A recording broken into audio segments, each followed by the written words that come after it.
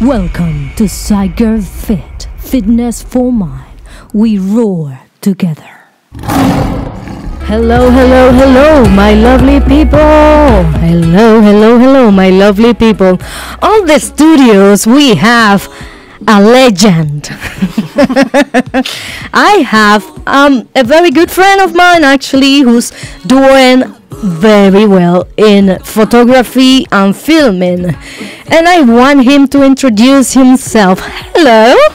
Hi Zoila, hi everyone who's listening. My name is LUKE FORMOSA of Formosa Films. As you can tell, I've not used to radio. Yeah, so my name is LUKE FORMOSA of Formosa Films. Yeah. We are a video and photography marketing studio based in the Valleys in Caerphilly.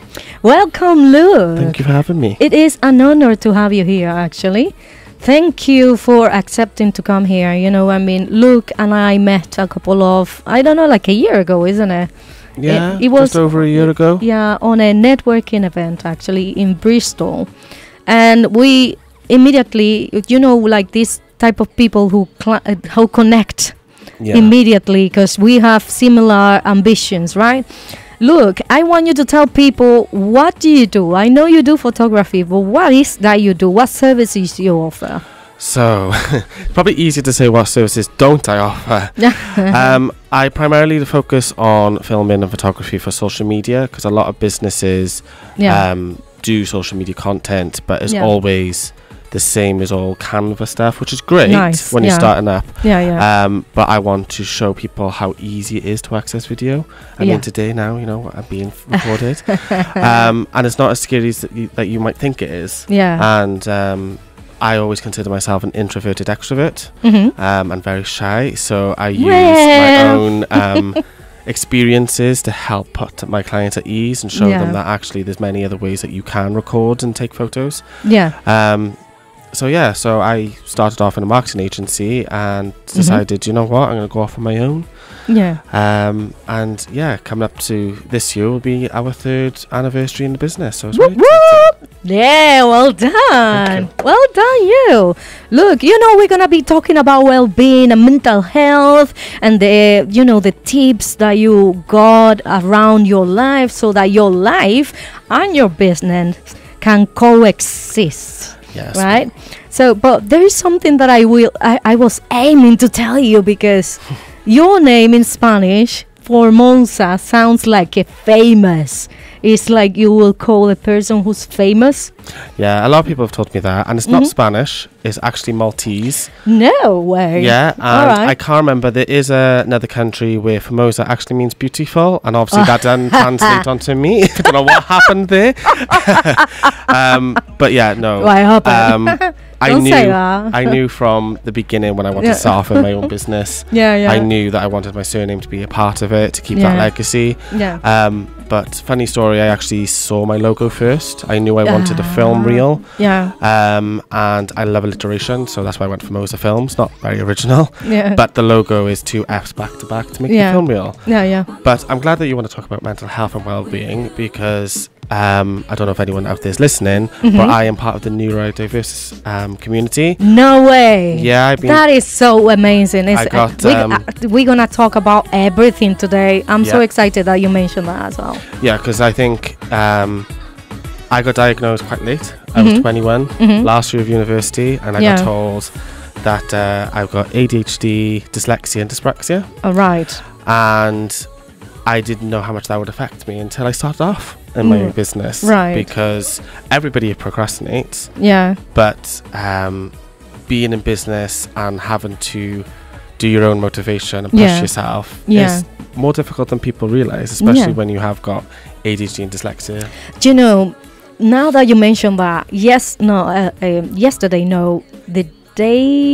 Friday on last week, right?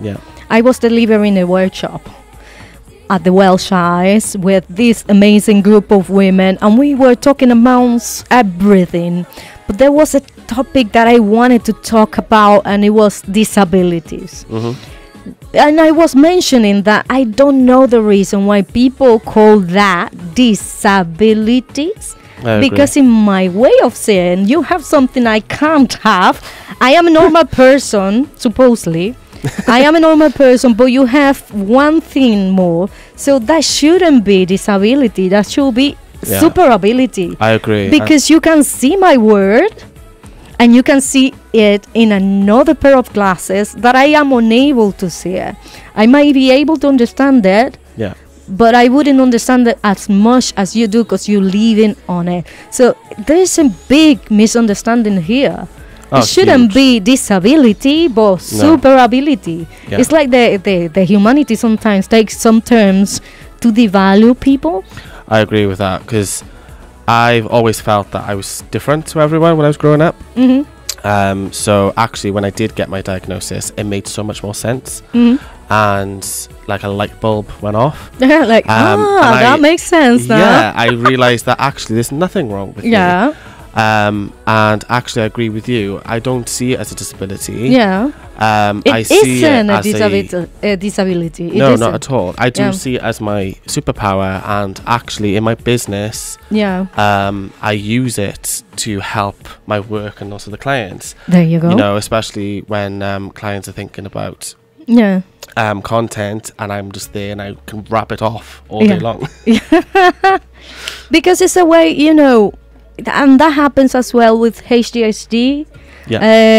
People as well that with HDSD, they want to kind of label them as disabled, but in reality they are super able, because when a HDSD focuses on something, it's so detailed, it's so much data that they can achieve from something simple that you as a normal person will see like, that's true, like so many details. Well, I realised after I did get diagnosed that I now understood why I left everything till last minute.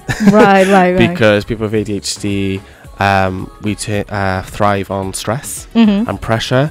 So we can cram in, well, I used to cram in dissertations and essays a couple of hours before the due deadline, but still come out with a really good grade. And I then found out later on is because we realise, well, if we can do it in those couple of hours, why do we need to, you know, air quotes, waste time doing this beforehand? But sometimes that can be a detriment, because you know, when you have like lots of projects on and you leave them all to last minute, it can be very stressful. And then you got the other adverse. But hyperfocus is amazing. And when you are in that hyperfocus state, I don't need to eat, I don't need to go to the toilet, I can just do the work, and then afterwards I'm like, super energy increased. Yes, exactly. And then afterwards, don't talk to me for like 12 minutes, I need to sleep, I need to rest. You need another coffee to restart again. Yes. You know, there is a pros and cons, isn't it? Some pros and cons. Because you have the hyper focus, but also there is a huge background that also doesn't kind of match with today's society. I think the biggest thing is masking. So why would you say that? Well, as I said, when I grew up, I thought there was something different about me, and I thought I was different from everybody else and the weird kids. You felt like excluded, isn't it? And I never really knew why. And then when I understood that it was because of the ADHD, and I was trying to fit in and mask, that used a lot of energy, because I was trying to be normal. It was like trying to put a square peg in a circle hole. It's not going to work. And as I got older, I thought, you know what, it doesn't matter, people can accept me or not accept me. I'm like Marmite, you love me or you hate me, you release the pressure and the expectation of somebody else's liking you, because if anyone is gonna like you, they will like you anyways. So you have to remove the pressure of expecting that somebody else will like you. Exactly. And save so much more energy, because now I'm not getting tired and exhausted from trying to mask and get people to like me. I can now spend that energy talking about how amazing being neurodiverse is, and about my business, about my passions, about my creativity. So that's what I'd rather do. That's a great point. Look, I want you to share with the people. First of all, I have two questions for you now. The first question is, which I always ask, and that's why I'm going to start this way. We have started already, but I'm going to restart. Okay. if you look at yourself from a third point of view, how would you describe LUKE FORMOSA? Oh, wow. Okay.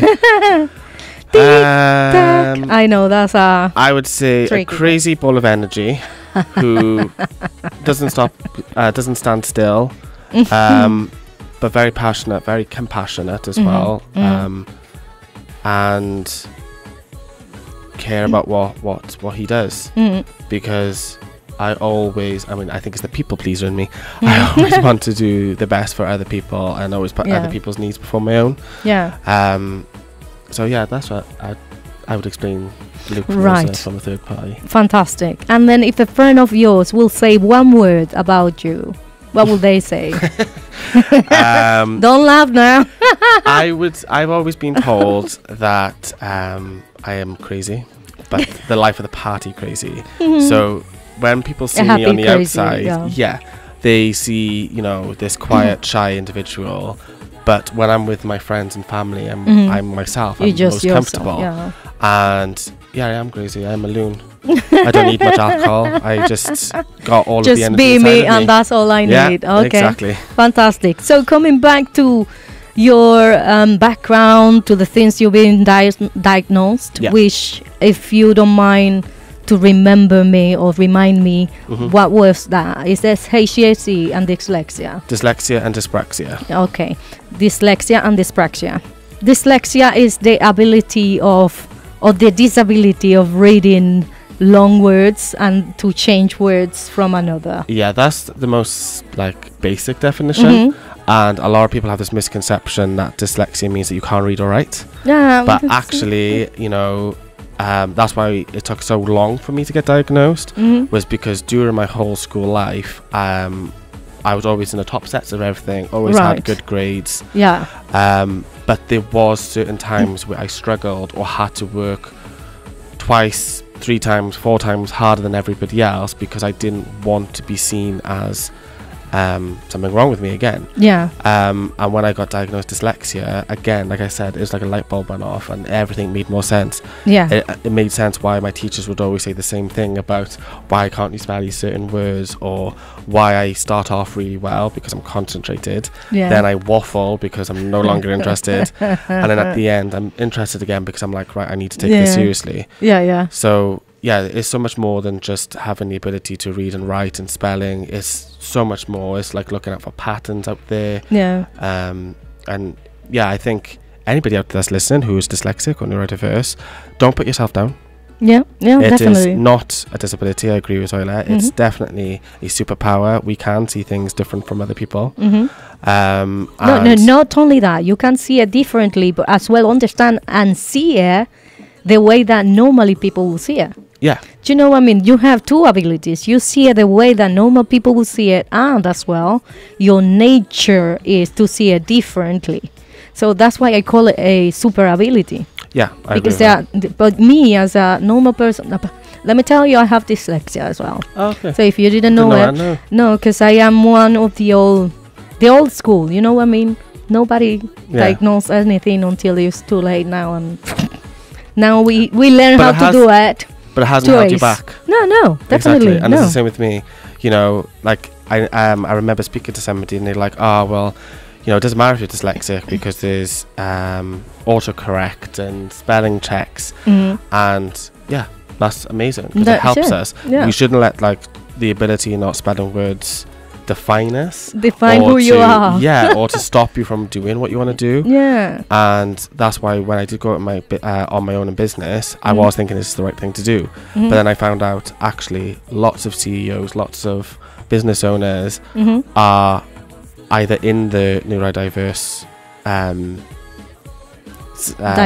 diagnosed themselves, or part of their teams are, and that actually put me at ease and understood that actually if they can do it, I can do it. Great example is Richard Branson. So he's dyslexic. And, who's Rachel? Richard Branson. Who's that one? From Virgin Airlines. Yes. This is live. Well, just people know it now. In case you didn't know who Richard was, he founded Virgin Airlines, Virgin Media and everything. All the Virgin Yeah. And then the same, look at Elon Musk. Like, he is got Asperger's and you know, like his empire. So yeah, I always see it as like a super ability, super strength, power, everything. Yeah. And you know, I tell anybody who tells me that they've been recently diagnosed or they think they got traits and haven't been diagnosed, don't let it define you anyway, even if you did get diagnosed. Don't allow that to hold you back. No, because yes, it helped me to understand that yes, there's nothing wrong with me. But one thing they don't tell you is they give you the diagnosis and that's it. Notice, you've got to find the help. Notice how many people diagnosed are this life of the party. Yeah. They are either happy or very quiet, but quiet, healthy. Does that make sense? It's not like I am depressed and I'm feeling really down. Those moments can arrive for anyone, you know what I mean? It's not like it will save you for anything. It's like normally they are more inclined, or people suffering from mental health, people suffering from some diagnosed from ADHD, neurodiversity, dyslexia, dyspraxia. They are always more like, okay, I'm gonna take my life and get it to the best I can. Yeah, because we've always had to do that. Everybody who is part of the neurodiversity always has to work twice as hard. And I can't remember where I saw this analogy, but it made so much sense. We, as neurodiverse people, are like the androids in the world. And the neurotypicals, or the normals, are the apples of the world. Now, Apple software and Android software is not compatible. No, completely different. And this world is geared for more neurotypicals than it is for the neurodiverse community. And that's why we have to work twice as hard and mask and look normal and fit in. And I don't think we should be doing that. I think that we should understand each other's differences and work to each other's strengths and weaknesses, because we always talk about that in school and in life. But I think it needs to be done actually in practice. Because as you said, you know, I want to work with more neurodiverse people, because I know the level of eye for detail and commitment and, like you said, seeing things out the box, outside the box, rather, and inspire more people who is neurodiverse to see that, you know, there's nothing wrong with them. And also we have here like a big challenge as well, because for so many years neurodiverse people has been called disabled, which is, like I said before, is a completely whole different world. It's a completely different thing. Yeah, it's just the way our brains are an extra ability. Why should I call it disabled or disability if you have one ability more than what I have? Exactly. But because it's just, I don't know what's the reason behind. Maybe one of you can tell me in a comment, or maybe send me a text here on the radio show. But in all honesty, I will never understand why we will call disabled to what seems to have an extra ability. It's because neurotypicals don't understand it, and because they don't have these extra abilities, maybe they're not afraid, but maybe they feel like they got a disadvantage. And actually, I don't think that. But that's also, I understand that many people think that they have a disadvantage, but in my point of view, if you look at it, if you have an extra something, means that you have an extra advantage. Does that make sense? Because I don't want to be sorry, let me just change this here so it doesn't go somewhere else. If you have an extra ability that I don't have, will that be added some disadvantage for you? I think they may think that, because like I said earlier with the example of cramming in all of my homework the night before, you know, some neurotypicals might do that themselves and procrastinate and not do it, and then don't get a good grade, or they still get a good grade, and then they compare themselves to people who are neurodiverse.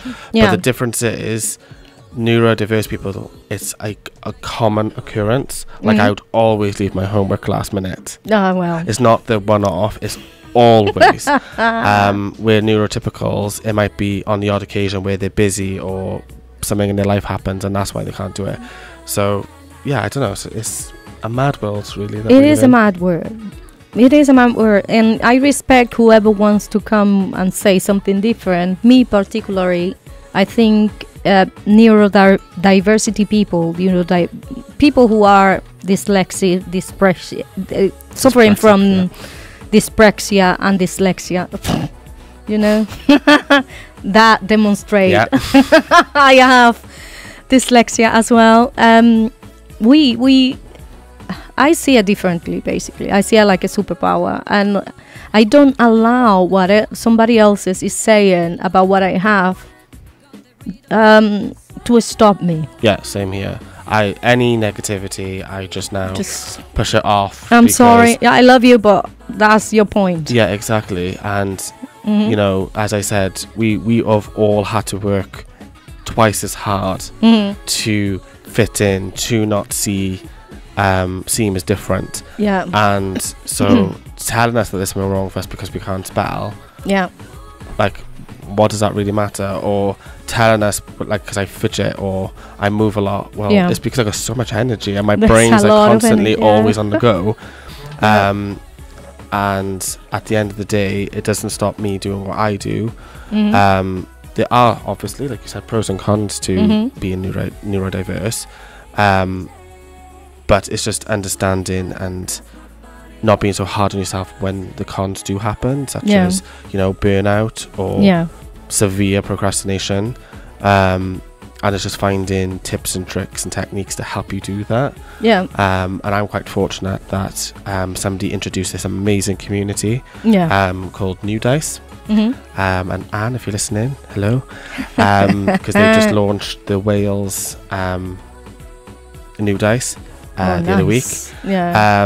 And that's been great because it's like-minded neurodiverse community coming together saying, look, I need a body double or I need some help with this because that's the best way for us to work. Supporting each other, that's the point. Look, I want to come back to you with that question actually. How do you manage being diagnosed with dyspraxia and dyslexia? How do you manage then to overcome the limiting beliefs of becoming your own boss?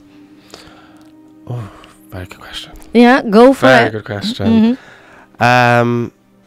Again, I figured out as quickly as possible what my strengths and weaknesses were. So I know with the mixture of my ADHD and dyslexia, admin tasks, so like emails, correspondence to an accountant, etc. Yeah, there are a lot of things. It's things that I struggle with. Yeah. But then the creative side of things, so the filming, the editing, the coming up with the ideas, the content, I love doing, and I want to do more of that. But obviously, as being a part of a business owner, you got to do all aspects. There's so many branches, so many things you have to be on top of. Yes, and it's just trying to find people who can help you with these certain things. So, with like admin tasks, I try to now use software to help me to remind me of things when it needs to be sent out. I know one big thing that I always forget about is ongoing communication. Because I'm so excited at the time with the project that I start it and then I forget then, to remind the client, oh, by the way, we've just done this part, now we're on the next part. You need to do this one. So it's just understanding that and not being so hard on yourself, because I know at the beginning in my journey it was really, really tough and really difficult. And I met some people that I thought were going to be really good business mentors, and it turned out not to be. You have everything, isn't it? And it really took a toll on me mentally, physically, to the point where I did burn out. Severely burnt out, and I needed help, and I needed to realize, okay, is this because I'm doing something wrong? Is it my neurodiversity? Is it something else? And I just found out that's because there's a lot of pressure. Like when you're a business owner, it's not just the fun side of things, doing the creativity and getting the money in. It's also all of the stuff behind the scenes. So like, all payroll of the other, and I don't know what else, and is trying to juggle everything. And just being able to now find, like I said, new dice and other people who I can talk to, and like the NatWest Accelerator program, for example, amazing group of people to chat ideas with, and if we have any issues. So I would just say, like, try to find, you know, a group of people, whether they're neurodiverse or not. Because you don't always know what you don't know. Definitely. And there's always help for those who want to receive help, isn't it? Yes, exactly. And don't be afraid to ask questions. I know at the beginning I was always scared and thought you have to have this perception of knowing everything. And people still have this perception now when they look at people starting out business. They're like, oh, they must be doing fine. You don't know what's going on behind closed doors and what's going on in a person's head. You never know. We might look calm and collected on the surface, but underneath we're like a duck, and we're constantly trying to keep afloat. So I just think don't underestimate your power, but also don't be so hard on yourself, because it can be difficult. But then the reward is so much greater. So be yourself, go and ask for help, and don't 100%. Underestimate the power of being yourself. Yes. Fantastic. Look, if somebody wants to contact you, where should I go? Where should they go?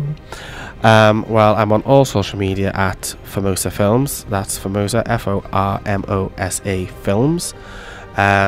Or you can drop me a WhatsApp on 07506 460 276. Or reach out to me via email. There's lots of ways you can contact me. I might not respond straight away. Just putting that out there, FYI. But I will. People take it easy. We roar together.